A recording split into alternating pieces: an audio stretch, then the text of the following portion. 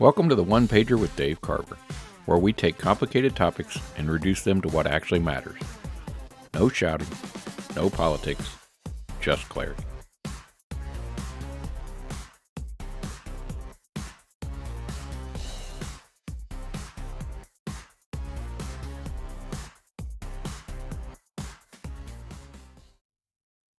Welcome back to the One Pager, the podcast where we take one topic, one idea, one sheet of paper, and we turn it over until we see what's really underneath. Today's topic is small, almost insignificant. So small most people won't even miss it. The United States penny. That little copper-colored coin sitting up in cup holders, couch cushions, and at the bottom of junk drawers all across America may be on its way out. And that raises a bigger question. What does it say about us when we decide that something no longer has value? A coin older than most of us. The penny's been around since 1793. It's older than electric light, older than the automobile, older than the Civil War, indoor plumbing, and the telephone. Abraham Lincoln's face has been on it since 1909, longer than any other person on a U.S. coin. This coin survived wars, depressions, inflation, recessions, booms, busts, and cultural revolutions. And yet here we are, talking about whether it's worth keeping. Here's the uncomfortable truth. It costs more than a penny to make a penny. Depending on the year, it costs anywhere from 2.5 to 3.5 cents to produce just one. That means every time the government makes a penny, it loses money. Not in theory, not symbolically, literally. Tens of millions of dollars a year, gone. To create something most people don't even pick up off the ground anymore. And in a world obsessed with efficiency, optimization, and cost cutting, that's a real problem. But I like the penny. Well, most people do. There's nostalgia here. Pennies are lucky. Pennies are tradition.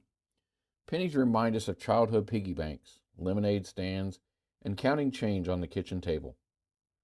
Some people argue the penny protects the poor, that rounding out prices hurts those that have the least. Others argue exactly the opposite, that the time wasted on handling pennies costs everyone more in the long run. And that's where this stops being about coins and starts being about values. So what have other countries done? Well, this isn't new. Canada eliminated the penny in 2012. Australia, New Zealand, and several European countries did it long before that. Prices didn't explode. The sky didn't fall. Cash transactions simply rounded to the nearest 5 cents. Life went on. Which brings us to an uncomfortable realization. We don't really need the penny. At least, not economically. Here's where I slow down. Because even if the penny no longer works in spreadsheets, it still works in symbolism. We are a country that once believed every cent mattered, that saving a little was honorable, that small things added up, that value wasn't only about efficiency, but about stewardship. When we discard the penny, we're not just discarding copper and zinc. We're discarding the idea that the smallest unit still deserves attention. Think about how often we hear this phrase now. It's not worth it.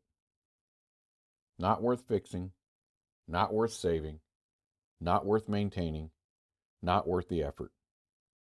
The penny becomes a stand-in for everything we abandon once it stops being convenient. Things like old buildings, old traditions, old people, old promises.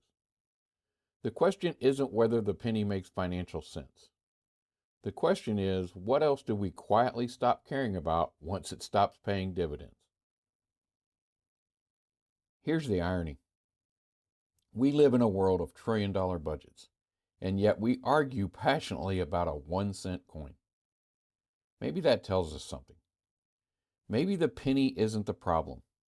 maybe our relationship with value is.